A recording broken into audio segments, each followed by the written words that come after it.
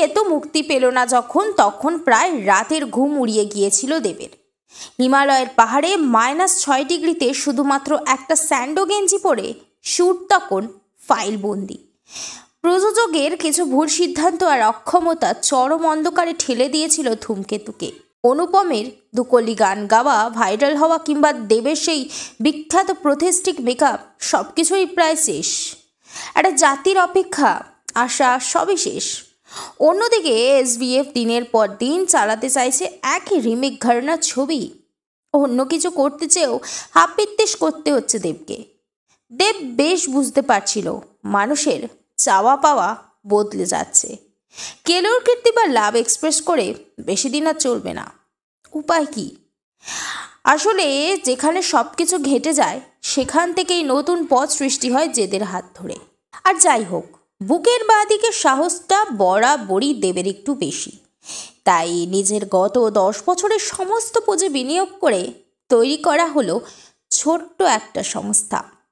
ভবিষ্যৎ কি জানা নেই, পকেটও ফাঁকা। ছবি তৈরির অর্থ খুঁজতে ঘুরতে হলো বাজারে। কেউ অর্থ দিলেন, তবে বেশিরভাগ মানুষই মুখ ঘোরালেন। আজ 7 বছর পর সেই সংস্থার সাথে কাজ করতে চেয়ে একের পর এক আলোচনা চালিয়ে যায় এসভিএফ। সুরিন্দর ফিল্মস এক বিশাল অর্থ বিনিয়োগ করে বাংলার ইতিহাসের সবচেয়ে বড় অ্যাকশন ছবিতে রাশিয়া উজবেকিস্তানে প্রথম বাংলা ছবি মুক্তি দেয় সেই ছোট্ট সংস্থা।